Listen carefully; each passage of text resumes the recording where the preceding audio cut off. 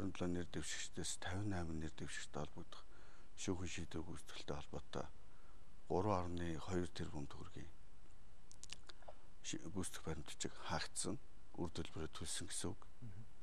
За энэ 66 гүйцэтгэх баримтчиг, за эндээс 1.9 тэрбумын гүйцэтгэх баримтчгийг бол төлбөр авахчийн саналаар буцаасан. Сонгуулийн ерөнхий хорооноос өгсөн чиглэлээр бол ерөнхийдөө бид нэр ажлын өдрүүд дурдсан цагаар, амралтын өдрүүд бол яг ажлын цагаар ингээд өгж байгаа. Мөн одоо энэ хагас үн өдрүүдэд энэ лавлагыг мөнхөд явна. Тэгэхээр сонгуулийн төв байгууллагын хувьд гол нь одоо сонгогчд руу чиглэсэн ямар чиглэлийн зохицуултуудыг хийж чинь сонгогчдыг мэдээлэлээр хангах, за саналаа өгөхөд одоо бэлтгэх бүх боломжийг хангах чиглэлээр ямар тодорхой өөрчлөлтүүд хийгдэж байна.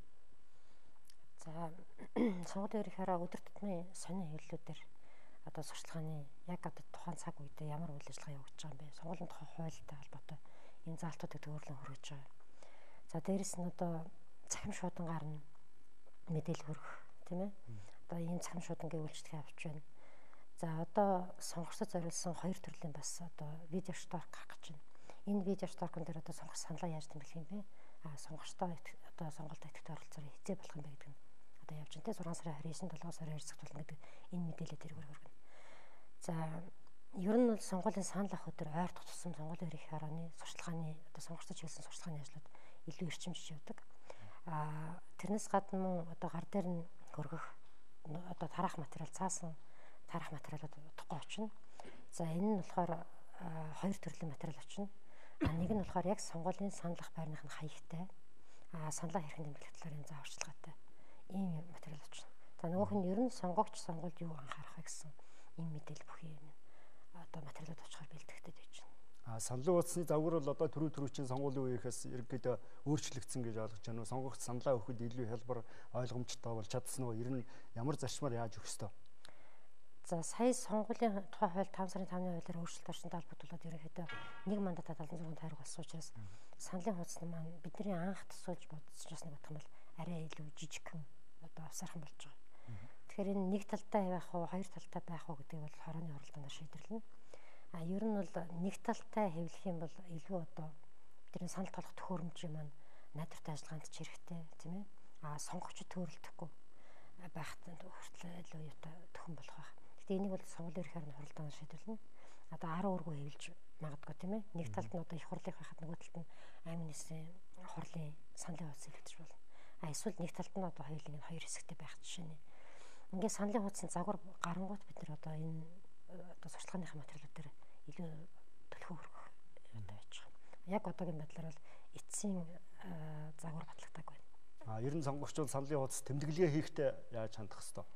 За тэмдэглэгээ хийхэд бас сонгогч ерөнхийдөө манайх одоо 3 сонгуулийн туршид, тийм ээ, сонгуулийн автоматжуулсан систем ашиглажлаа шүү дээ. Тэгэхээр сонгогч тэр одоо нэр дэвшсэн нэрийн өмнөх улаан одоо 100 дугааг дүүргэн бодож саналаа тэмдэглэнэ гэдгийг бол нэлээд сайн мэддэг болсон баг.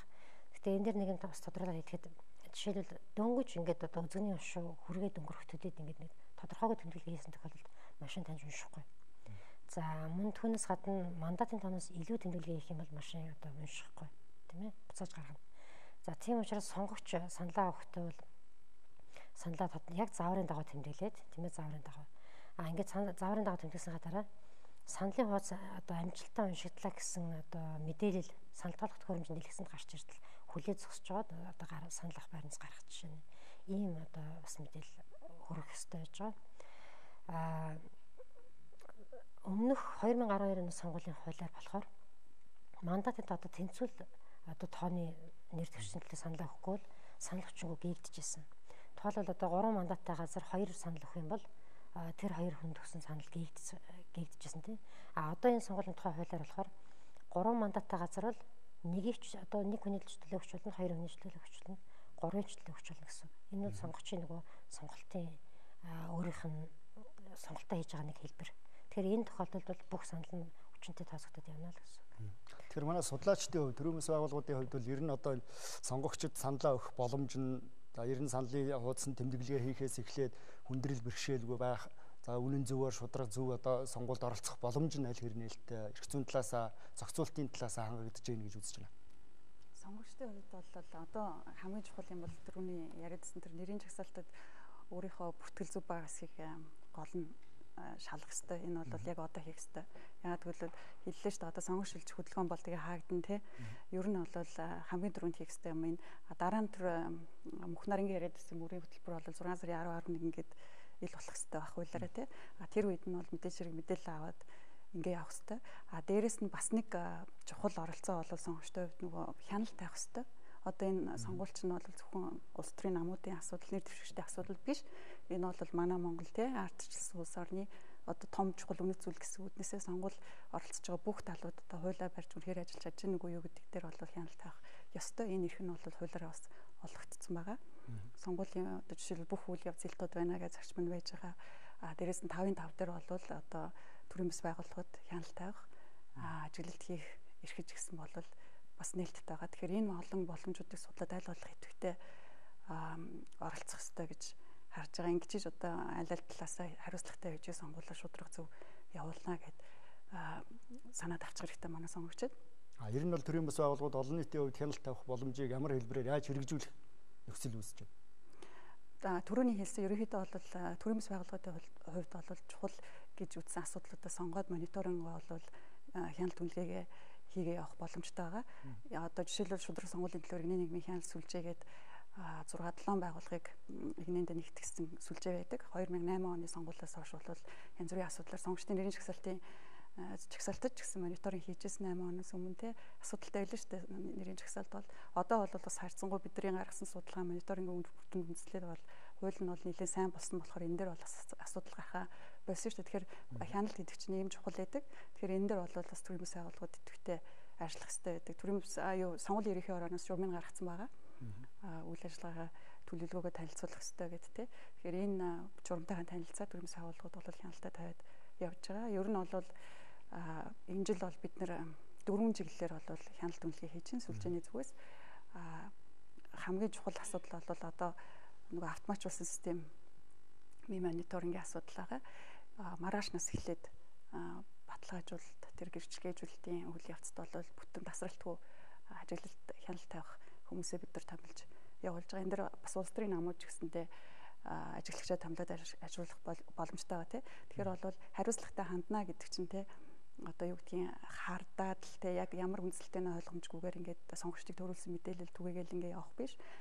Яг тэр өрөөнд нь байж байгаа тэртээ дөрвөн процесс нээлттэй боломж нь байгаа бол хянчаад тэгээ баримт нотлохоотой одоо мэдээллийг олон нийтэд цацхыг л би хариуцлагатай оролцох гэж хэлээд байгаа. Тэгэхээр энийг улс төрийн намууд нэр дэвшигчид гэсэн бас одооноос ойлгож тий хуулиа уншиж танилцаад хяналт тавих зөвхөн нэр дэвшигт одоо тий өөрийнхөө мөрийн хөтөлбөрийг таниулаад гүхийнхаа хажуугаар сонгуулийнхаа үйл явцад чухал гэсэн хэсгүүдээр бол мониторинг хяналт үнэлгээ ажиглалт хийгээ явах хэрэгтэй. Тийм боломж нь бол хуулиар нээлттэй байгаа. За нэг юм хэлэхэд одоо нөгөө сонгуулийн тухай хуулиар сонгогчид өөрсдөө бас их идэвхтэй хариуцлагатай байх хэрэгтэй гэдгийг энд хэлж байна л та. Яаж хариуцлагатай байх юм гэхээр улс төрийн намууд нөгөө өрсөлдөгчдөө их хянах тий. Жишээлх юм бол хууль бус сурчлагаа хийж гэнэ үү, мөнгө тарааж гэнэ үү, одоо болохгүй юм хийгээд гэнэ үү гэдгийг хяндаг ийм нөхцөл бололцоог бол энэ сонгуулийн тухай хуулиар бий болгоод өглөө л тоо.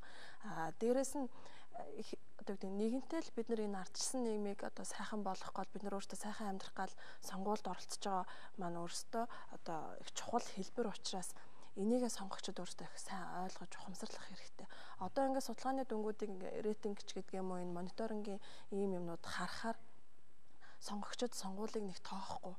Бид хэдийн энд бөгнөр цугларчаад сонгогчдод ингэх хэвээр юм хариуцлагатай хандаараа ядаж л тэр нөгөө дугуулах юмаа зөв дугуулаараа гэл ингээл их чухалчлал хэлж ийн л та. Гэтэл сонгогчд маань өөрөө нөгөө одоо нөгөө байгаа улс төрийн нөхцөл байдал улс төрчдийн гаргаж байгаа ёс суртахуунгүй үйлдэл гэдэг юм уу.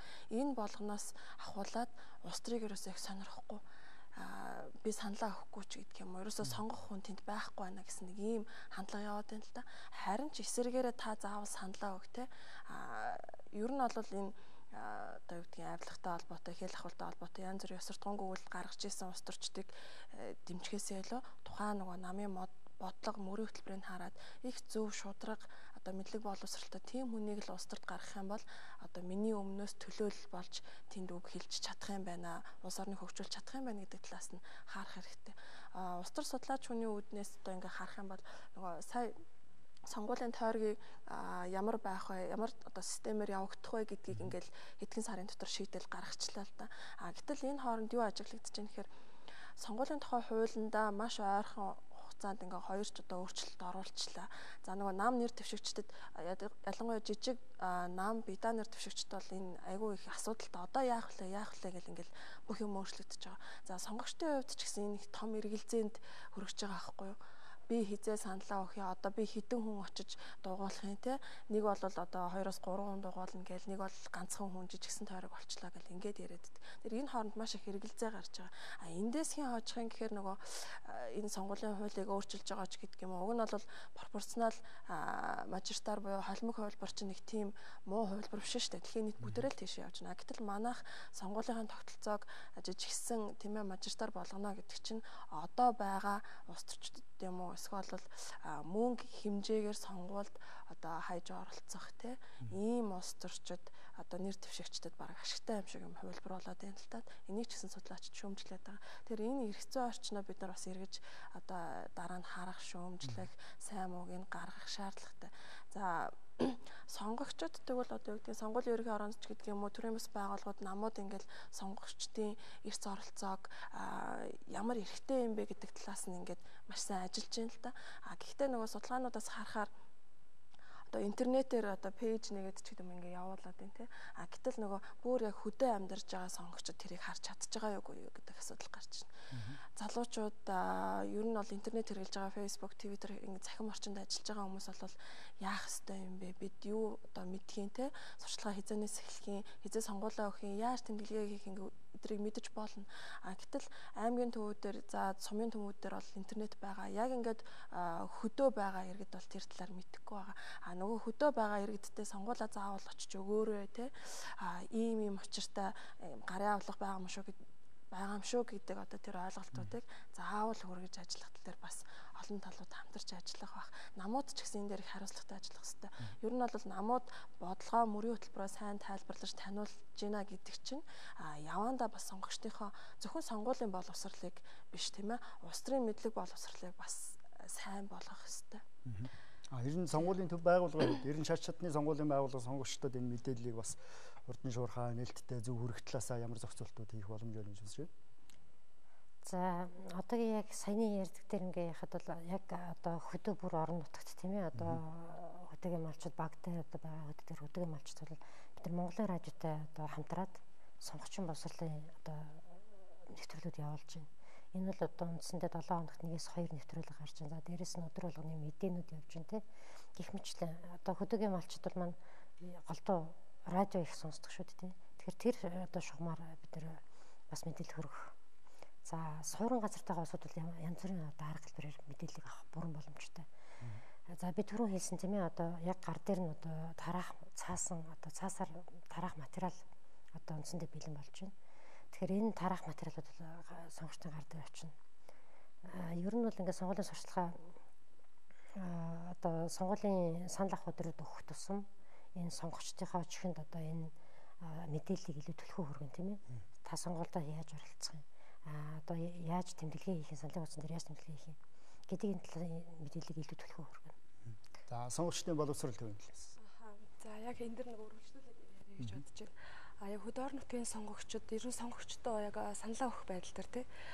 Энэ дэр болохоор ерөнхийдөө бол ингээ харахаар ингээд судлаач хүний хувьд бас сонгогчдын боловсрол төвд ажиллаж байгаа ингээд бас ажилласныхаа хувьд ингээ харахаар сонгуульд сонгогчдод хандах хоёр янзын одоо нэг сонгогчдын боловсролтой хамааралтай ерөнхийдөө нэг хоёр янзын хандлага байгаа. Нэг нь бол сонгуулийн үйл явцад хэрхэн оролцох буюу одоо шилжилттэй хизээ хийлгэх цаг хугацаанд байлгах тий. Сонгуулийн зохион байгуулалтын дээр үйл явцад нь уялдуулаад би сонгох хэрэг өөрөө баталгаажуулах хэрэгтэй. Тэр нь бол эхлээд бүртгүүлэх, хоёрдугаарт нь шилжилт хийлгэх бол тэрийг харах тий. Зөрүү хайрцгаар санал өгвөл тэр ямар хугацаанд яаж одоо өсөлтөө өгөх юм. За санал авах байр маань хаана байгаа гэх юм бол яг эдгээр асуудлууд бол илүүтэй яг сонгогчдод мэдээ гэх юм бол хөдөө орон нутагт байсан ч за сошиал одоо интернетийн орчинд байсан ч тийм ээ хаана байхаас үл хамааран бол яг мэдэх тохиолдол хангалттай боломжтой байгаа. За дараа бас энэс илүү нэг чухал асуудал нэх юм бол өөртөө сонгогчдын одоо итгэл гэдэг зүйл маань өөртөө ингээд байхгүй унчаад байгаа байхгүй. Тэр болохоор би яаж саналаа тэмдэглэх вэ гэдгийг мэдэхгүй хахаас илүүтэй энэ илүү хор хөнөөлт байгаа. Тийм хүн цөөхөн байхад улс төрд итгэх итгэл нь буурсан, одоо улс төрийн намуудад те итгэл нь буурчаад энэ сонгуул гэдэг чинь өөрөө юм муухай юм байна. Бидний саналыг одоо бараг зөв тоолдгүй юм байна ч гэдэг юм уу те. Улс төрчид угаасаа ингээд мөнгө хаяж сонгогчдын саналыг худалдаж авдаг.